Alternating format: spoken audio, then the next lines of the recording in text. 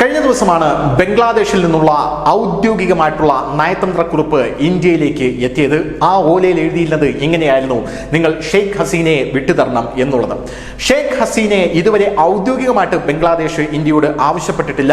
എന്തായിരുന്നാലും തിരിച്ചും കളിക്കാൻ ഒരുങ്ങിയിരിക്കുകയാണ് ഇന്ത്യ എന്ന റിപ്പോർട്ടുകളാണ് ഇപ്പോൾ പുറത്തു വന്നിരിക്കുന്നത്. ബംഗ്ലാദേശിന്റെ വൈദ്യുതിയും കുടിവെള്ളവും എന്നേക്കുമായി മുട്ടിക്കാനുള്ള നീക്കമാണ് ഇന്ത്യ നടത്തുന്നത് എന്ന രീതിയിലുള്ള റിപ്പോർട്ടുകൾ പുറത്തു വരുന്നു. ഇതുവരെ ഇന്ത്യ അദാനിയുടെ പവർ പ്ലാന്റ് ഒക്കെ കാണിച്ച് ബംഗ്ലാദേശിനെ വിരട്ടിയിരുന്നു.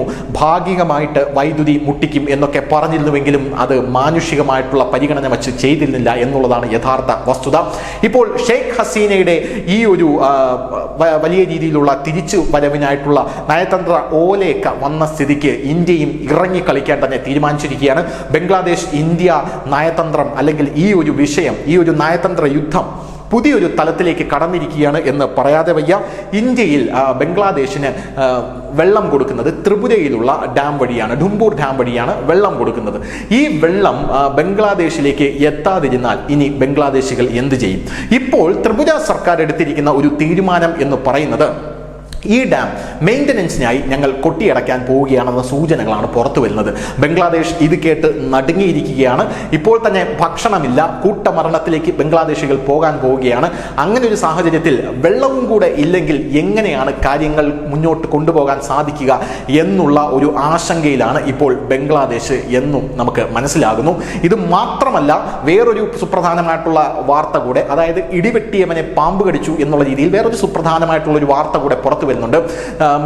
നമ്മുടെ ത്രിപുരയിലെ മന്ത്രി പറഞ്ഞിരിക്കുന്നത്, ബംഗ്ലാദേശിനോട് പറഞ്ഞിരിക്കുന്നത്, ഇന്ത്യ എത്ര നാൾ ഇത്തരത്തിൽ അയൽപ്പക്ക മര്യാദ ആചരിക്കും എന്നുള്ളതാണ്. കാരണം ബംഗ്ലാദേശ് ഞങ്ങൾക്ക് തരാനുള്ളത് 200 കോടി രൂപയാണ്. എന്തിനാണ്? വൈദ്യുതി വിറ്റതിൻ്റെ പേരിലാണ് അത് തരാനുള്ളത്. ബംഗ്ലാദേശിലെ ഇടക്കാല സർക്കാർ ഇന്ത്യക്കെതിരെ വിവിധ ആരോപണങ്ങൾ ഉന്നയിച്ച് ഇപ്പോൾ അതവർ നയതന്ത്ര തലത്തിൽ വരെ കൊണ്ടെത്തിച്ചിരിക്കുന്ന സാഹചര്യത്തിലാണ് ഇന്ത്യ ഈ തരത്തിലുള്ള സമ്മർദ്ദങ്ങൾ ബംഗ്ലാദേശിലേക്ക് ചെലുത്തുന്നത്. 200 കോടിയുടെ വൈദ്യുതി ബില്ലാണ് ഇപ്പോൾ കെട്ടിക്കിടക്കുന്നത് എന്നാണ് മുഖ്യമന്ത്രിയായിട്ടുള്ള മണിക് സാഹ വ്യക്തമാക്കിയിരിക്കുന്നത്. ഇത് നിങ്ങൾ അടയ്ക്കണം, ഇത് അടച്ചില്ലെങ്കിൽ വൈദ്യുതി പൂർണ്ണമായും കട്ട് ചെയ്യുന്ന കാര്യവും ഞങ്ങൾ ആലോചിക്കും എന്നാണ് പറഞ്ഞുകൊണ്ടിരിക്കുന്നത്. നിരോധിക്കാൻ ഞങ്ങൾക്ക് തീരുമാനമെടുക്കേണ്ടി വരും. ത്രിപുര രാജ്യ വിദ്യുത് നിഗം ലിമിറ്റഡ് NTPC വിദ്യുത് നിഗം ലിമിറ്റഡ് വഴി അയൽ രാജ്യമായ ബംഗ്ലാദേശിലേക്ക് 60-70 മെഗാവാട്ട് വൈദ്യുതിയാണ് വിതരണം ചെയ്യുന്നത്.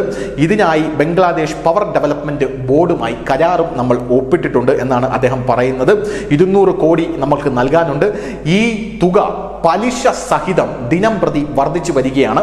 പലിശയടക്കം നിങ്ങൾ ഇത് തിരിച്ച് തന്നേ മതിയാകൂ എന്നാണ് ഇപ്പോൾ ബംഗ്ലാദേശിനോട് ഇന്ത്യയുടെ ത്രിപുര മുഖ്യമന്ത്രി മണിക് സാഹ പറഞ്ഞിരിക്കുന്നത്. ഇല്ലെങ്കിൽ വൈദ്യുതി വിതരണം നിലച്ചേക്കും എന്നും അദ്ദേഹം പറയുന്നു.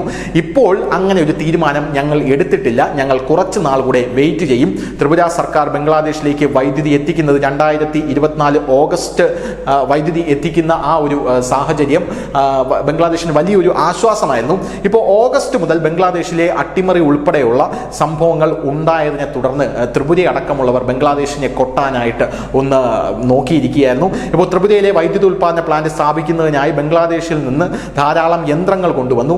ഇതിന് പകരമായി കരാറിന് ശേഷം ബംഗ്ലാദേശിലേക്ക് സാധനങ്ങൾ എത്തിക്കാനും ത്രിപുര സർക്കാർ തീരുമാനിച്ചിട്ടുണ്ടായിരുന്നു. എന്തായിരുന്നാലും അഗർത്തലയിലെ ബംഗ്ലാദേശിലെ അസിസ്റ്റന്റ് ഹൈക്കമ്മീഷണറുടെ സുരക്ഷാ വീഴ്ചയിൽ വലിയ നടപടിയും അവിടെ ഉണ്ടായിട്ടുണ്ട് എന്നുള്ളതാണ്. അതിനിടയിലാണ് ഇപ്പോൾ വൈദ്യുതി കൂടെ കട്ട് ചെയ്യാനുള്ള ഒരു തീരുമാനം ത്രിപുര സർക്കാർ എടുത്തിരിക്കുന്നത്. എന്തായാലും ഈ ഡാമിന്റെ കാര്യത്തിൽ ബംഗ്ലാദേശ് ഞെട്ടിയിരിക്കുകയാണ്. കാരണം ബംഗ്ലാദേശ് പറയുന്നത് ഇത് ഞങ്ങളെ കൊടുക്കാനുള്ളൊരു നീക്കമാണ്, ഇത് ചതിയാണെന്നാണ് പറയുന്നത്. പക്ഷേ ത്രിപുര സർക്കാർ പറയുന്നത് ഞങ്ങൾക്കൊന്നും ചെയ്യാൻ സാധിക്കില്ല, ഞങ്ങളുടെ ഡാം ഞങ്ങൾ മെയിൻ്റനൻസ് ചെയ്യാൻ പോകുന്നു, ഞങ്ങൾ അടച്ചിടുന്നു, അത് തുറക്കുന്നത് എപ്പോഴൊന്നും ഞങ്ങൾക്ക് പറയാൻ സാധിക്കില്ലെന്ന്. News desk, news India Malayalam.